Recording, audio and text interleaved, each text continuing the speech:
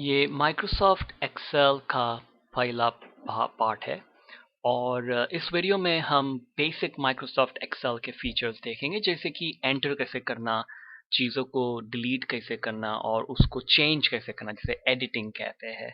तो उसमें कुछ तो उसके बारे में हम बात करेंगे और सेविंग के बारे में और ओपनिंग फाइल्स के बारे में। तो काफ़ी बेसिक है और मैं इस तरह से 6 से 7 वीडियो बनाकर काफ़ी सारी चीज़ें 6 से 7 वीडियो में कवर करने की कोशिश करूँगा। तो ये जो मैं यूज़ कर रहा हूँ वो एक्सेल का 2010 का वर्जन है, मगर यहाँ पर जो भी बातें मैं आपको बताऊँगा वो सारी बातें 2007, 2010 और 2013 इन सभी को लागू पड़ते हैं। और कहाँ पे थोड़ी बहुत चीज़ें एक डिफरेंस आएगा तो मैं वहाँ पर आपको बताते जाऊँगा कि ये आप अगर 2007 यूज़ कर रहे हो तो थोड़ा फ़र्क दिखेगा। अब ये मैंने माइक्रोसॉफ्ट एक्सेल ओपन कर दिया है। आपको कई बार डेस्कटॉप के ऊपर एक शॉर्टकट दिखेगा या तो फिर आप स्टार्ट पे जाके ऑल प्रोग्राम्स में जाके आप माइक्रोसॉफ्ट ऑफिस को देखोगे और फिर उसमें से आप माइक्रोसॉफ्ट ऑफिस को लॉन्च कर सकते हो। तो माइक्रोसॉफ्ट एक्सेल जो है वो मेन चीज़ इसके लिए काम आती है कि उसमें सेल्स होते हैं। तो ये जो सेल होते हैं इसकी वजह से एक्सेल पॉपुलर हो गया, क्योंकि इसमें आप कैलकुलेशन कर सकते हो, मैथ कर सकते हो, अकाउंट्स कर सकते हो और बुक कीपिंग के भी काम कर सकते हो। और एक बहुत ही इम्पोर्टेंट बात यहाँ पर समझने की है कि ये जो हर एक सेल है उसको एक नाम दिया जाता है। जैसे कि ये जो सेल है ये डी कॉलम है, ये जो लाइन है सी डी ई इसे कॉलम कहते हैं और ये जो है वो रोज होते हैं। तो जहां पर भी ये इंटरसेक्ट होता है सी और वन, तो ये सेल हो जाता है C1 जो आपको यहाँ पर ये नेम बॉक्स में दिखा रहा है। जब मैं यहाँ पे क्लिक करता हूँ तो कहता है A1, क्योंकि ये जो सेल है A और 1 के साथ कनेक्ट हो रहा है तो इसे A1 कहते हैं। तो इस तरह से हमारे पास बहुत सारे सेल्स हैं और ये कॉलम्स होते हैं ABCD। जो यहाँ पर आप नीचे देखोगे तो एक एरो है जिससे आप क्लिक करोगे तो ये चेंज होते जा रहा है और फिर ये Z पे आता है, फिर AA, AB, AC की तरफ जाता है। तो आप मैं इसे लेफ्ट क्लिक करके ड्रैग करूंगा माउस के साथ, लेफ्ट क्लिक करके होल्ड करना, तो आप फटाफट इस तरफ आ जाते हो। उसी तरह आप जब नीचे का एरो प्रेस करोगे तो आप नीचे जाओगे, तो ये नीचे जाता जाएगा। अभी तो यानी इतनी कुछ लिमिट नहीं है, पहले कुछ 66 या 65,000 की लिमिट थी। अब तो ये आपकी मेमोरी के ऊपर डिपेंड करता है कि आपके पास कितनी मेमोरी है कंप्यूटर में, तो ये जाते जाएगा। तो अगर समझो ये यहाँ पे ये जो नेम बॉक्स कहते हैं, यहाँ पर अगर क्लिक करके मैं ए प्रेस करके और फिर समझो 10,000 या 1,00,000 डालता हूँ और फिर एंटर मारता हूँ, तो आप देखोगे कि मैं जंप हो गया हूँ और ये सीधे मुझे 1,00,000 1,00,000 के रो पे मुझे ले आया है। और अब यहाँ पर अगर क्लिक करके मैं A1 प्रेस करूंगा तो ये फिर से मुझे A1 के पास लेकर आता है। तो ख्याल में रहे कि अगर आपको ये कॉलम ए और 1 रो न दिखे तो जस्ट मेक श्योर करना कि ये आप ऊपर और साइड पर आ जाओ, या तो फिर यहाँ पर क्लिक करके A1 टाइप कर दो। तो ये एक बहुत इंपॉर्टेंट पार्ट है। और अब आप नीचे देखोगे तो हमारे पास ये शीट 1 है, उसके बाजू में ये शीट 2 है और उसके बाजू में शीट 3 है। और मैं और भी ज़्यादा शीट डाल सकता हूँ। तो ये जो हम पेपर होते हैं, हमारे पास एक बुक होती है, उसमें हम एक के बाद एक और बहुत सारे पेपर डाल सकते हैं। तो ये इसके इसके ज़रिए बटन से और भी शीट हम डाल सकते हैं, तो इसे वर्कशीट कहते हैं। और ये पूरी फाइल को वो वर्क बुक कहते हैं। तो वर्क बुक और वर्कशीट, तो ये कॉमन शब्दों का प्रयोग किया जाता है।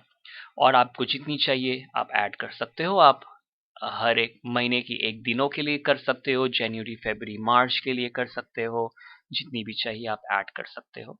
अब ये शीट 1 को फिर से आसाता हूं मैं, और ये यहाँ पर राइट हैंड साइड में आप देखोगे ये माइनस साइन है और ये प्लस साइन है नीचे की तरफ। तो इससे आप मैं प्लस साइन को क्लिक करूंगा तो ये जो स्क्रीन बड़ी होते जाती है। ये आपके प्रिंट आउट को बड़ा नहीं प्रिंट करेगा, मगर ये आपकी आंखों के लिए इजी है देखने के लिए। ये आप व्यू में आकर भी, ये जो व्यू ये सब चीज़ों को टैब कहते हैं, तो आप व्यू को आकर भी ये जूम में आ सकते हो। तो अगर अब मुझे अब दूसरे बटन के पास जाना है तो ये होम को क्लिक करूंगा, तो इसे टैब कहते हैं और इसे रिबन्स कहते हैं। और अगर गलती से आप किसी भी टैब को 2 बार दबा देते हो माउस से, लेफ्ट क्लिक जो माउस पे होता है अगर उसे डबल क्लिक कर देते हो, तो देखो ये रिबन जो है, जो बटन्स है वो हाइडिंग में चले जाते हैं। आप उसे क्लिक करोगे एक बार तो आता है, उससे क्लिक अवे करो तो चले जाता है। तो अगर ये गलती हो गई आपसे तो सिर्फ वहां पे किसी भी एक के ऊपर जाके फिर से डबल क्लिक कर दो, ताकि ये रिबन हमेशा हमारे सामने रहे। तो जब भी करोगे सिर्फ एक ही बार क्लिक करना। तो इसे टैब्स कहते हैं। तो मैं आपसे कहूंगा कि फॉर्मूला के टैब को आना, और उसके नीचे थोड़े कमांड्स है। आप होम के आते हो तो वहां पर थोड़े और कमांड्स है। और ये टैब्स के ऊपर ही यहाँ पे जो सेक्शन है इसे क्विक एक्सेस कहते हैं। क्विक एक्सेस का मतलब कि आप यहाँ पर वो सभी बटन्स को डाल सकते हो जिसको आप काफी टाइम यूज करते हो, ताकि आप उसको फटाफट क्विकली आप उसका इस्तेमाल कर सकते हो। जैसे कि कंस्ट्रक्शन में लोग काम करते हैं तो एक बेल्ट पहनते हैं कमर पे, और उस बेल्ट के अंदर वो अपने इंपॉर्टेंट चीजें वहां रख सकते हैं। तो ये जो काफी यूजफुल है, और आप उसे चेंज कर सकते हैं, कस्टमाइज कर सकते हैं इस बटन से। यहाँ से क्लिक करके आप चूज कर सकते हो कि मुझे प्रिंट का बटन चाहिए, जो क्विक प्रिंट होता है। तो यहाँ पे प्रिंट का बटन आ गया है। मैंने ये प्रिंट प्रीव्यू का बटन ऑलरेडी डाला हुआ है, ये फर्स्ट ये वाला। तो आप वो भी ऐड कर सकते हो कि प्रिंट प्रीव्यू काफी कॉमन बटन हम यूज करते हैं। और बहुत सारे आप बटन ऐड कर सकते हो। अगर यहाँ पे लिस्ट में नहीं है तो ये मोर कमांड्स को आ जाओ, और फिर इसके अंदर आप यहाँ से जो बटन्स चाहिए आप उसे डबल क्लिक करें या एक बार क्लिक करके ऐड कर दे अपने लिस्ट के लिए। या तो फिर ये पॉपुलर कमांड्स मुझे बता रहा है, पॉपुलर मतलब जो कॉमन है, और इसे आप चेंज कर दे ऑल कमांड्स को। तो आप देखोगे कि आपको अब सभी कमांड्स जो एक्सेल में अवेलेबल है वो बता रहा है। फिर आप किसी भी क्लिक करके आप ऐड कर दो अपने शॉर्टकट लिस्ट के लिए। और यहाँ से आप कहीं पर भी जा सकते हो, आप ये होम टैब पे आ सकते हो यहाँ से। और ये यहाँ पे ये कस्टमाइज रिबन का बटन है, जो यहाँ पर आप ये कर सकते हो कि आप ये जो होम इंसर्ट, तो इसमें देखो मैंने एक प्रैक्टिस के लिए मेरे नाम का एक टैब बना दिया। तो आप ये न्यू टैब का बटन यूज कर सकते हो, और फिर हर एक टैब के अंदर आप एक ग्रुप बना सकते हो। फिर उस ग्रुप के अंदर आप जो बटन चाहो वो बटन ऐड कर दो। तो जैसे अगर समझो अगर मैं इसको ये एक्टिवेट करता हूँ और क्लिक ओके करता हूँ, तो देखो यहाँ पे ये अमीर का टैब आ गया है, और उसमें ये मेरा ग्रुप ए और ग्रुप बी है। तो आप ये अपने बटन्स यहाँ पे ऐड कर सकते हो, ताकि आपको हर जगह ढूंढने नहीं जाना पड़े। तो ये आप यहाँ से इसे मोर कमांड्स पे आ सकते हो, और फिर ये कस्टमाइज रिबन में आप यहाँ पे यूज कर सकते हो, और फिर मैं इसे रिमूव भी कर सकता हूँ। और ये जो है वो 2010 में अवेलेबल है। ये जो कस्टमाइज रिबन का ऑप्शन है 2007 में ये चीज अवेलेबल नहीं है जहां तक मुझे पता है। और इसका एक दूसरा फायदा है कि अगर आप समझो एक कंप्यूटर से दूसरे कंप्यूटर को जा रहे हो तो आप इसे एक्सपोर्ट भी कर सकते हो, ताकि आप अपने दूसरे कंप्यूटर में इंपोर्ट कर सकते हो। फिर तो आपको घड़ी घड़ी ये काम करने की जरूरत नहीं पड़ेगी। इसे क्लिक ओके कर देता हूँ। तो ये देखो ये अमीर को हटा दिया उसने। तो ये थोड़ी बेसिक बातें हो गई है। और ये फाइल का बटन है यहाँ पर, जो 2007 में आपको यहाँ पे एक राउंड बटन दिखेगा, जिससे आप पॉइंट करोगे तो कहेगा कि ऑफिस बटन। तो उसे फाइल की जगह पे पुराने में ऑफिस बटन था। और यहाँ से हम सेव कर सकते हैं, प्रिंट कर सकते हैं, फाइल को ओपन कर सकते हैं। तो हम वो बातें थोड़े टाइम में देखेंगे। तो सबसे पहली बात, मुझे कुछ टाइप करना है। तो सबसे पहले मैं किसी सेल में क्लिक करूं, तो अगर मुझे सेल C1 में कुछ टाइप करना है तो वो इस सेल में मुझे आना चाहिए, क्योंकि ये सेल C1 है। अगर A1 में टाइप करना है तो A1 को क्लिक करो। अब यहाँ पर मैं टाइप करता हूँ कीबोर्ड पे 1 2 3 4 5 6 7। अब आप देखोगे जैसे मैंने टाइप करने लगा ये लाइन अंदर आ गई है, जो इंसर्शन पॉइंट कहते हैं वर्ड के अंदर और एक्सेल में भी। और ये आप ऊपर देखोगे तो ये एक्स आ गया अब, जो पहले नहीं था वहां पर। एक्स का मतलब कैंसिल, कैंसिल मतलब मुझे ये नहीं करना, तो ये सब हटा दो। और ये जो चेक मार्क है, चेक मार्क का मतलब एंटर, एंटर मतलब एक्सेप्ट करो। ये जो चीज मैं करना चाह रहा हूं इसे आप एक्सेप्ट कर ले। तो जब इसे प्रेस करूंगा तो आप देखोगे कि अब वो लाइन नहीं है, क्योंकि आपने काम को खत्म कर दिया है। तो ये काफी इंपॉर्टेंट चीज है कि आप ये चेक मार्क जो आता है उसे क्लिक करें या तो फिर अपने कीबोर्ड पे प्रेस करें। तो अगर मैं यहाँ पे ये A2 पे आता हूँ और समझो यहाँ पर मैं अपना नाम प्रेस करता हूँ और फिर मैं कीबोर्ड के ऊपर जो एंटर की है उसे प्रेस करूंगा तो देखो मुझे वो एंटर करके अगले सेल में ले गया है। तो ये डिफरेंस है। ये चेक मार्क जब आप यूज करते हो तो आप इसी सेल में रहते हो। अब जब आप एंटर मारोगे तो आपको नीचे ले जाएगा। तो समझो अगर मैं फिर से अपना नाम डालता हूँ और समझो मुझे साइड में जाना है तो मैं टैब की प्रेस करूंगा कीबोर्ड पे और मैं फिर अपना लास्ट नेम डाल सकता हूँ। तो ये एंटर और टैब का कॉम्बिनेशन आप यूज कर सकते हो जब आप कोई जात की एंट्री करते हो, नामों की या नंबर की, क्योंकि आपको घड़ी घड़ी माउस नहीं यूज करना। और फिर आप ये जो एरो की होते हैं कीबोर्ड पे, ऊपर जाना, नीचे आना, लेफ्ट में आना, राइट में आना, तो ये आप कीबोर्ड पे एरो भी यूज कर सकते हो या तो फिर माउस से सिर्फ क्लिक कर सकते हो। तो ये बात होती है एंटर की। और आप कुछ भी चीज एंटर कर सकते हो, नाम, नंबर, कॉम्बिनेशन, जो भी करना है आप यहाँ पे प्रेस कर सकते हो। अब जो मुझे करना है कि समझो कि मुझे इसको एडिट करना है। एडिट का मतलब कि मुझे ये 1 2 3 4 5 6 7 में से नंबर 4 को निकाल डालना है, खाली 4 को। अगर मैं करना चाहूँ तो इसके ऊपर क्लिक करके मैं फिर से 1 2 3 5 6 7 टाइप कर सकता हूँ, मगर वो टाइम लग जाएगा। तो आप अपना माउस ले 4 और 5 के बीच में आके डबल क्लिक करें। तो आप जब डबल क्लिक करोगे तो आप ये लाइन यहाँ पर आ गई, देखो ये इंसर्शन पॉइंट की लाइन आ गई है। और यहाँ से आप एरो को यूज कर सकते हो उसे हटाने के लिए, यहाँ से वहां, या तो फिर क्लिक करो माउस से जहां पर चाहिए। तो 4 के बाजू में रख के मैं बैक स्पेस का बटन दबाऊंगा क्योंकि बैक स्पेस उसे हटा देगा। और फिर से चेक मार्क प्रेस करो या तो फिर एंटर दबा दो, जो भी है। मगर मेक श्योर करना कि आप चेक मार्क या एंटर को प्रेस कर ही डाले, नहीं तो बाय मिस्टेक आप कुछ और उसमें टाइप कर दोगे। और अगर मुझे फिर से उसमें कुछ करना है तो फिर से डबल क्लिक करो तो मेरा कर्सर वहां आ गया है, इंसर्शन पॉइंट। अब उसे 4 प्रेस करके ये चेक मार्क प्रेस कर सकता हूं।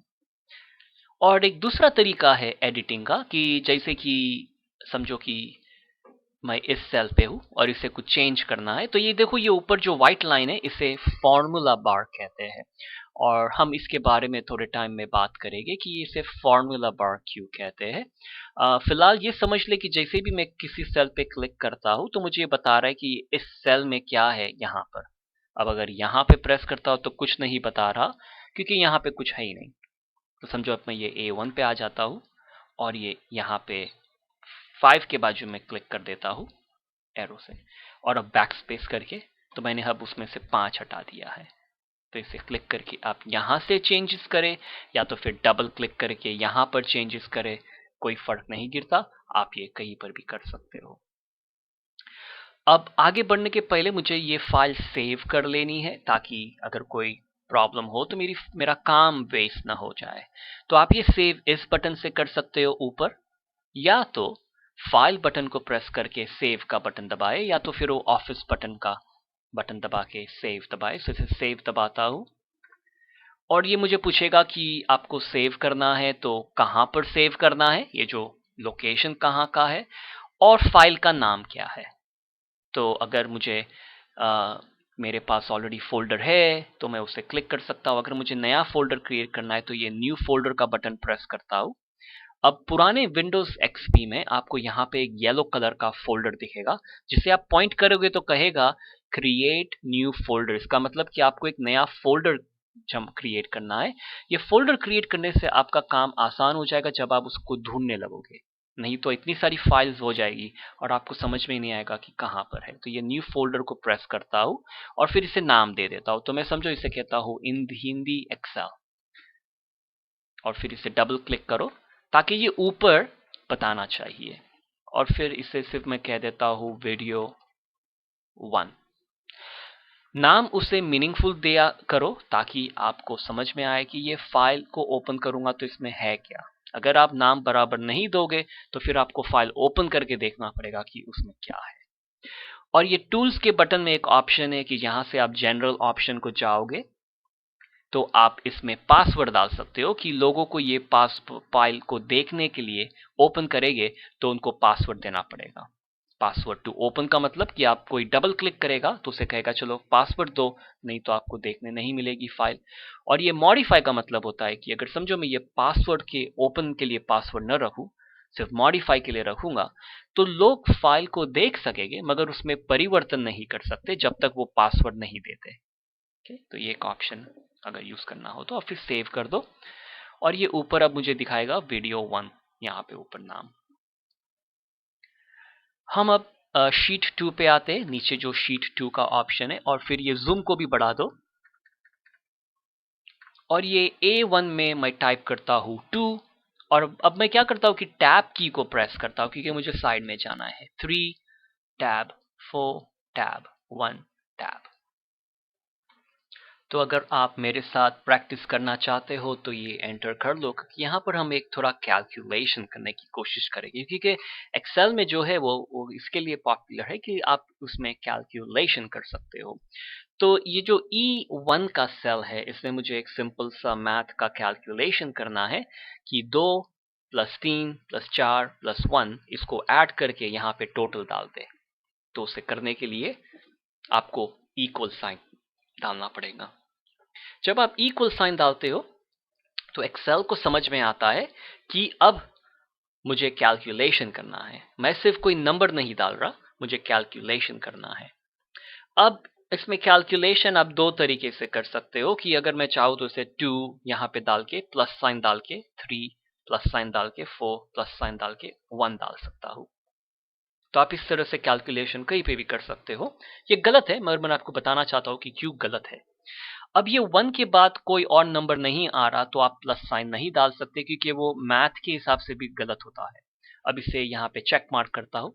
तो देखो ये मुझे यहाँ पे नंबर 10 दे रहा है क्योंकि ये रिजल्ट है सब चीजों के नंबर का। और यहाँ ऊपर देखो मुझे फॉर्मूला बता रहा है, तो इसके लिए इसे फॉर्मूला बार कहते हैं, क्योंकि आप यहाँ पर अपना फॉर्मूला देख सकते हो। तो इसे मैं डिलीट करने वाला हूं, मगर ये गलत इसके लिए है कि समझो कि ये 3 का नंबर 10 हो गया, तो यहाँ पे ये नंबर मेरा अब गलत है, ठीक है। उसमें मुझे यहाँ पे डबल क्लिक करके अब ये 3 को मुझे चेंज करके 10 बनाना पड़ेगा, और फिर ये चेक मार्क या एंटर की मारो तो अब मेरा टोटल सही है, मगर ये काफी टाइम वेस्ट हो जाएगा। अब आपको ये पता है ये अंडू बटन, अंडू का मतलब कि पीछे के स्टेप पे जाओ, तो ये पीछे के स्टेप पे आ जाता हूँ। तो ये फिर से हम 10 पे आ गए, और यहाँ पर अगर मुझे ये नहीं चाहिए तो इस पे क्लिक करके मैं डिलीट बटन दबा सकता हूँ कीबोर्ड पे। डिलीट का मतलब कि सारी चीजें को क्लियर कर दो। आप अपने माउस से राइट क्लिक भी करोगे तो आपको यहाँ पे क्लियर का ऑप्शन दिखेगा, तो आप उसे क्लियर कर सकते हो, यानी सेल में जो भी उसे गायब कर दो, साफ कर दो। तो आप डिलीट बटन भी दबा सकते हो कीबोर्ड पे।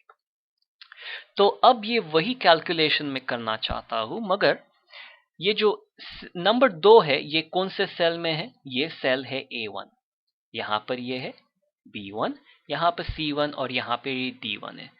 तो हम जब भी एक्सेल में कैलकुलेशन करते हैं तो हम कैलकुलेशन करते हैं जो अंग्रेजी में कहते हैं सेल रेफरेंस। सेल रेफरेंस का मतलब हम यहाँ पे इक्वल के बाद हम इस सेल पे क्लिक करेंगे तो यहाँ पे टाइप कर देता है A1, क्योंकि ये सेल है A1, तो हम उसे रेफरेंस कर रहे हैं। इसका मतलब होता है कि हम उसे बुला रहे हैं कि उस सेल के अंदर जो भी है उसके साथ मुझे कैलकुलेशन करना है। फिर प्लस साइन डाल के मैं B1 भी ऐसे टाइप कर सकता हूँ, प्लस साइन डाल के आप चाहो तो क्लिक करो। क्लिक करने से क्या कि आप टाइप करने में गलती कभी कर सकते हो, तो क्लिक से कभी ये गलती नहीं होगी। प्लस D1, तो देखो ये कैलकुलेशन हो गया। अब इसे चेक मार्क करो तो ये आपका काम हो गया। अब समझो ये 3 को मैं चेंज करके 300 कर देता हूँ, और ये चेक मार्क करो या एंटर मारो तो देखो ये टोटल ऑटोमेटिकली चेंज हो रहा है। क्यों? कि E1 जो है इज इक्वल टू ये प्लस ये प्लस ये प्लस ये। तो ये चारों के सेल का कैलकुलेशन ये करता रहेगा जब तक कि यहाँ पे कोई नंबर है। गलती से अगर मैं यहाँ पे अपना नाम डाल दूंगा तो वो बोलेगा कि मैं ये कैलकुलेशन नहीं कर सकता। अभी समझो यहाँ 4.25 डालता हूँ तो ये वो भी कैलकुलेशन करेगा।